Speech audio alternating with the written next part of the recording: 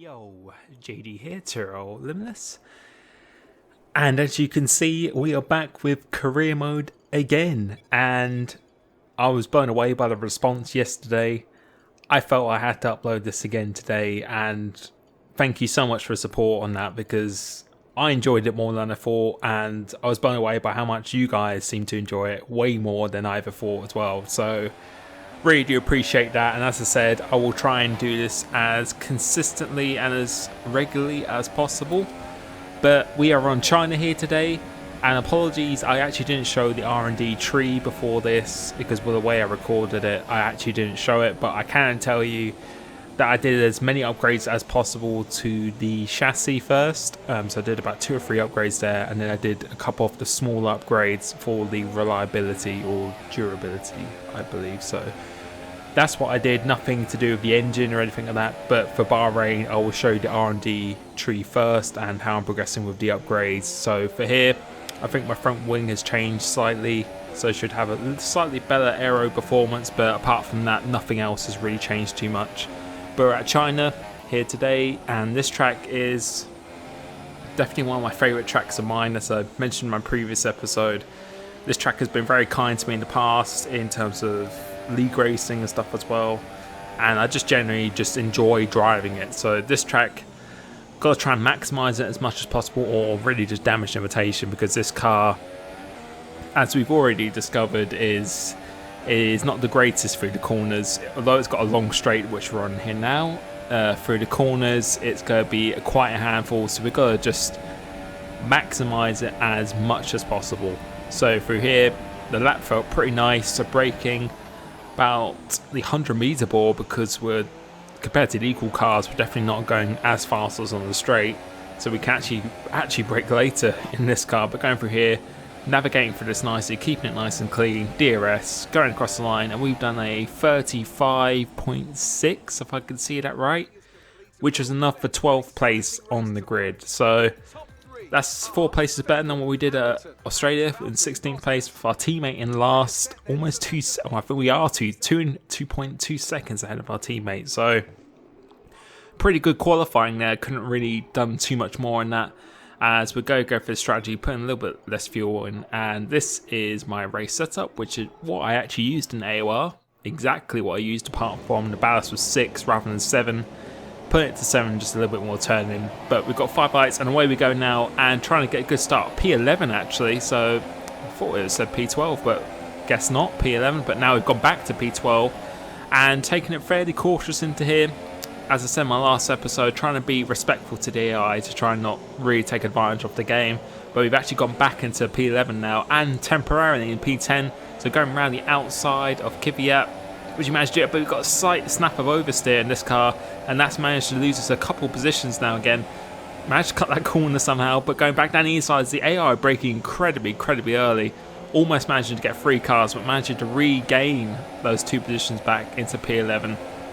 So a slight snap of oversteer and definitely cost us. We can see how much understeer, look how much speed the Toro Rosso has got compared to us.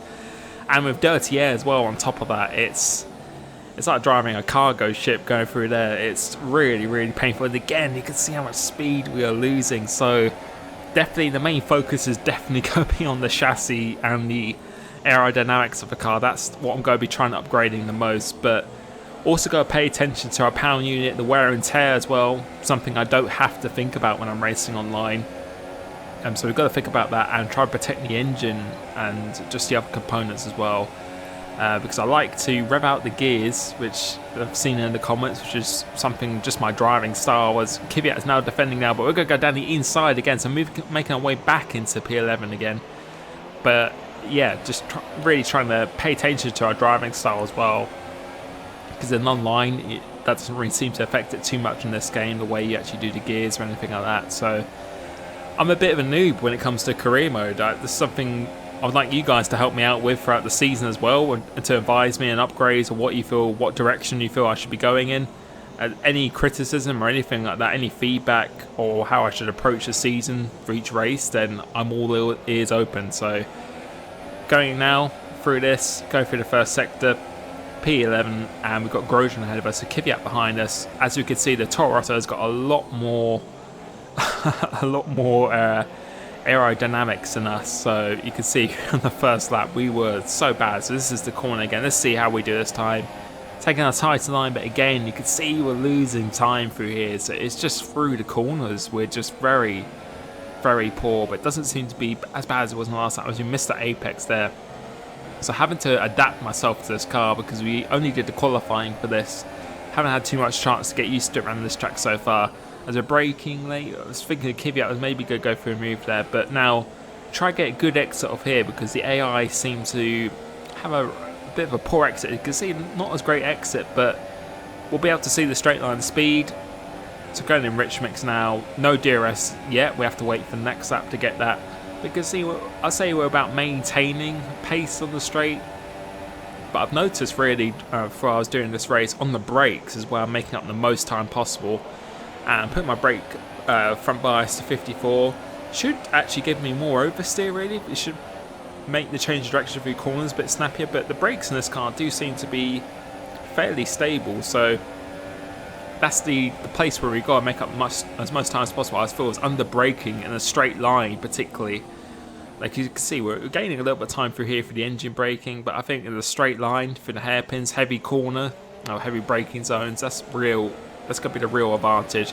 And I forgot to mention differential is 55, slightly higher than 50 what I used in AR around here, because again I feel traction, since it's slower, and we can get away with that kind of differential. As you can see, our components there, definitely something to keep an eye on for the rest of this season. As you've got Verstappen coming up behind us, but he decides not to actually make a move, luckily for us, as we're now moving on to the first sector, or just finished the first sector of lap 4, and we're right behind Grosjean. So again you can see under braking is where we're gaining time, but now this is the place we're losing time. You can see we've lost maybe a couple of car lengths just through that corner alone, and we've got to try and stay as close as possible. If we can do that, then we may have a chance on the straight, because on the straight we don't tend to lose much time. But you can see running on the curb there, dirty again, and you can see we're just losing so much time through there.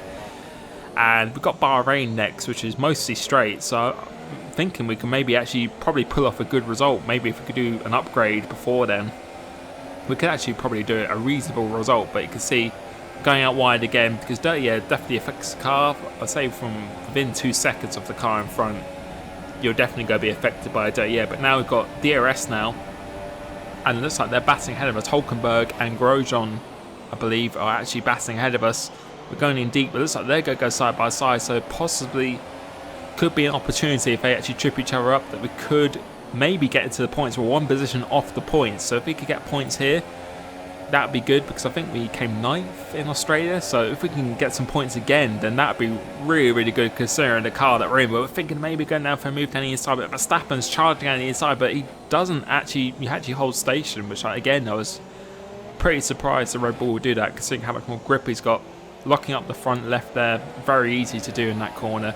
But now trying to get a good exit here. I don't know if we're in range to actually do a little bit of a move. I was thinking about it. That's about a 50-50 move, but again, trying to be respectful for the AI, because I probably could have done it, but I think it would have been a bit unrealistic. So trying to pay them some respect as we still are in P11, and let's see if we can just try and stay as close to him as possible. You can see he's snapping on the steering for the corner before. Getting a better exit up here now, so we are definitely closer than we were the previous lap. So let's see. Rich mix now. Important to get a good exit off here, but we actually go in deep, so we actually miss our braking zone slightly, which leaves us compromised on the exit. And I don't think we're going to be in the position to actually overtake him. Try and take a tight line, what we normally gives you a good slingshot of this corner. Tyre wears is looking okay, but it's something again to keep your eye on. DRS, Rich Mix and Verstappen, the Red Bull, he seems to be exactly the same pace as us again. He seems to not really, feels a bit reluctant to actually overtake us, which is good news for us, which means we can actually just focus on the 2 guys ahead of us, as we're trying to get a good exit off here now. And I was hoping for them to battle, but they actually go into pits, and they've pitted. I think Verstappen has actually pitted behind us as well, as Ocon is out behind us, and I think someone else has just pitted ahead of us as well. So now this is really, really important now. We have got to try and maximise this lap as much as possible, because the undercut is not that big around here from being in leagues and actually practicing online for other races around here, the undercut is not actually that huge, so we've got to try and create as much damage limitation as possible. So going through this first sector, spotting the braking point really nicely, really late apex, which means you can get early on the throttle, manage to execute that quite nice.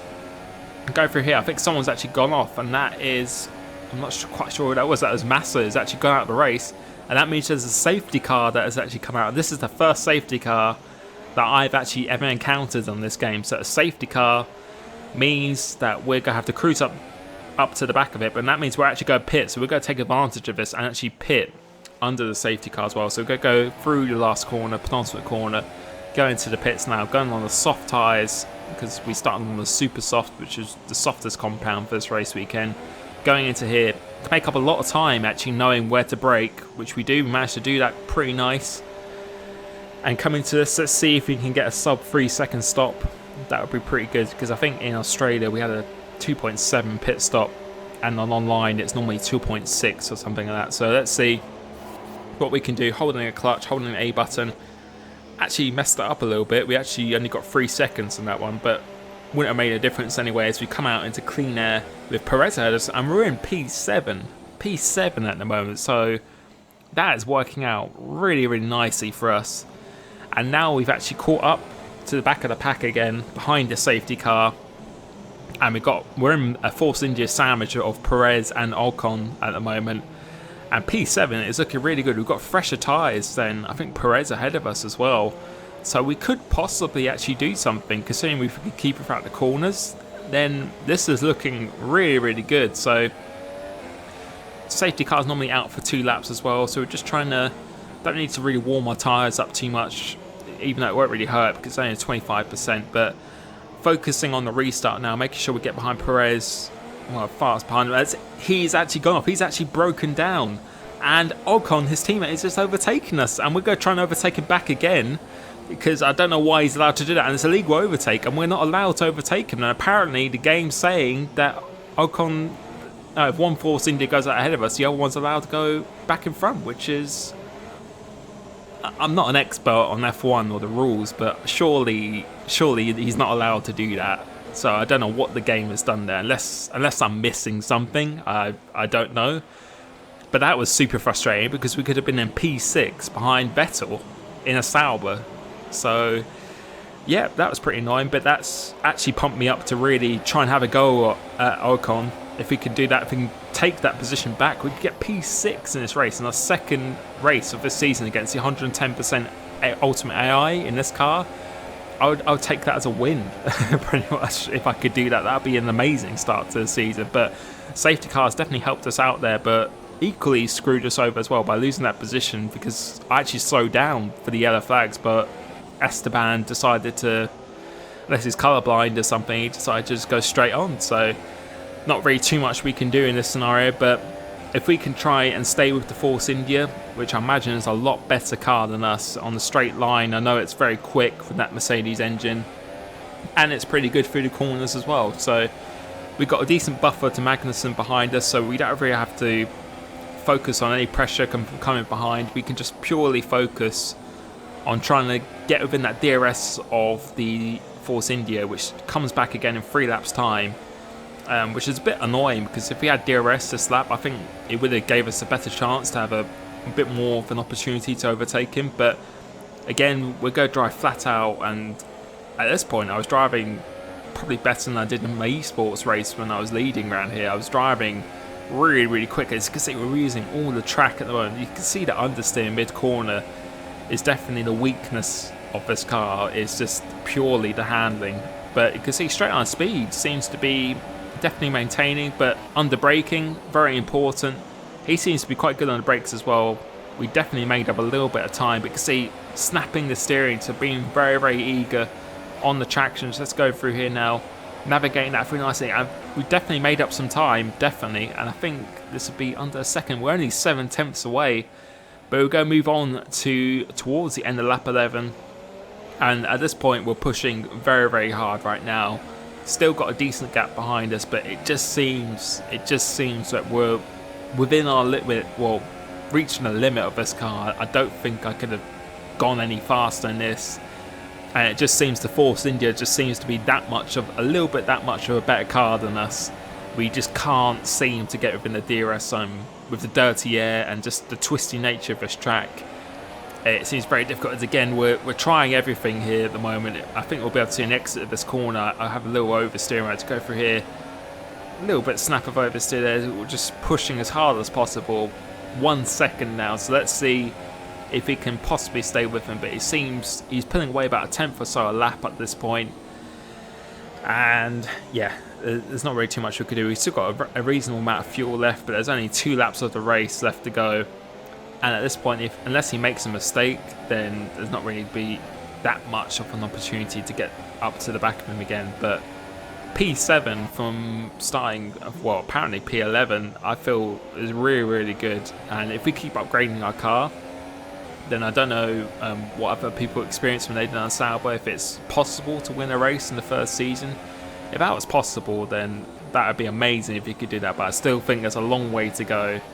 And I think this track just being China, as I said, is probably one of my best tracks in terms of pace, really. Then when we get to other tracks, maybe like Bahrain, which is not really a favourite of mine, next track, even though it'll be better suited to the car, I think we'll struggle a bit more around there. But it's 1.8 seconds or 1.6 seconds, so we lost 6 tenths. You can see going out wide now, and that just really sums up the car.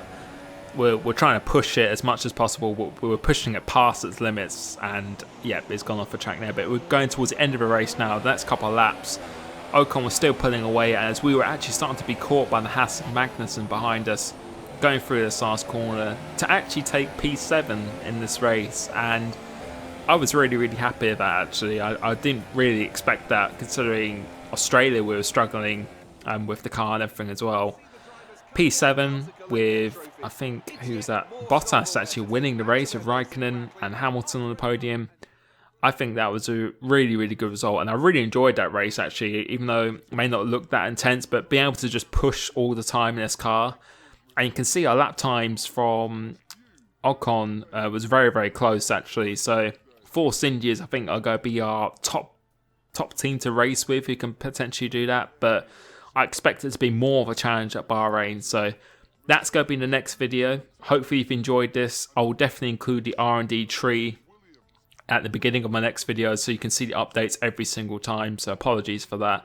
Also as well, people asking me my controller settings. They are completely default. And for next video, that's the first thing I'm going to show as well, is just go on the start menu and showing you exactly my settings. But thank you so much for the support. I was really blown away by that yesterday, and hopefully you're enjoying this series, and I'm actually enjoying it myself as well. So looking forward to where we can go, and I will catch you next time. Cheers.